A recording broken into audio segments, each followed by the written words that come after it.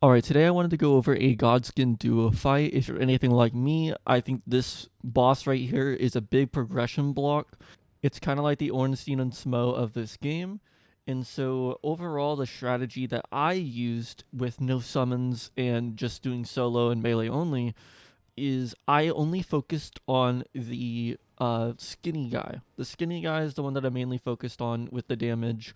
And then you want to make sure that you never get both of them into phase two at the same time. You only want one to be in phase two at any given point, and you're going to use the pillars to line of sight the fireballs and just basically give yourself some breathing room.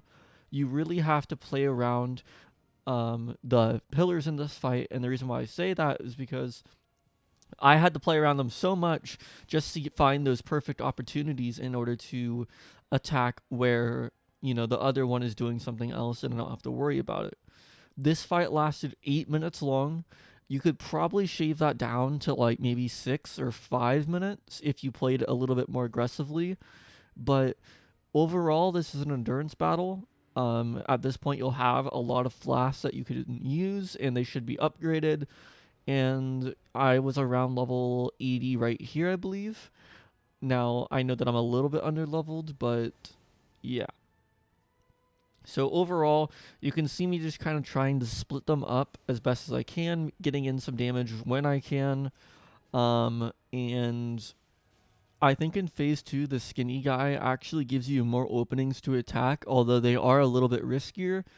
But in general, the idea is to wait out for some of those attacks, just like that one right there, just to get a quick little damage in. I do recommend something that can do damage very fast, like either a weapon art or something along those lines in order to, capitalize on it. And then you'll see here, I just ignore the guy. Like, I ignore the fat dude. I don't even bother with him. His phase two little rolly thing is way too annoying for me, and he destroys the pillars a lot. So I just kind of ignore him.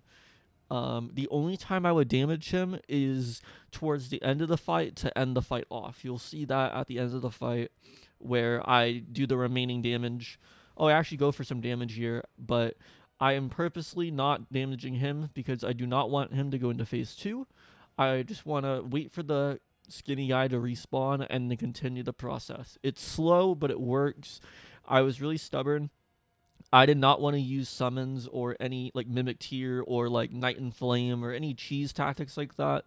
So I was just very, very determined in order to do this fight solo. And I think that this is the best way to do it if you aren't cheesing the boss.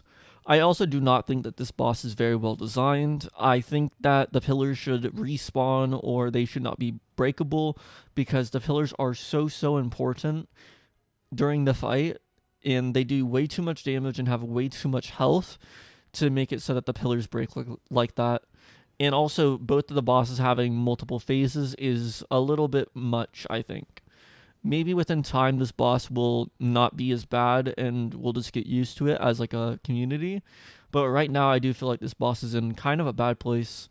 And I know that when I defeated it, I believe only about 1.5% of people have beaten this boss, give or take some that have the game. So a lot of people are stuck on this, and so I want to make this guide. So again, we are just playing the patience game. You have to just wait and wait, and if you ever need to heal, make sure to hide behind a pillar because they like to throw fireballs. They will input read you. As soon as you decide to Estus, they're going to throw a fireball. So you just want to be careful of that. Use the pillars when you can. And then again, the skinny guy died, so we're just gonna go ahead and wait on him. And he actually does like do a little animation to summon him back in. You might see that in a second here. This right here, when he like raises his arm up like that, you can get in some free damage because he's summoning in the skinny guy again. And then right after that, we go ahead and ignore the fat guy and go right back on the skinny guy.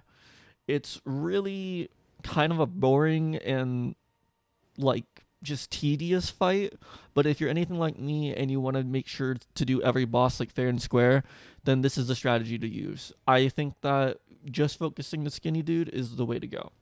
So just make use of the short attack windows you can get, and that's really it. So I'm just going to let the gameplay speak for itself at this point, as I don't have much else to say. But I hope this helps. If it does, make sure to like, comment, and subscribe. See you guys later.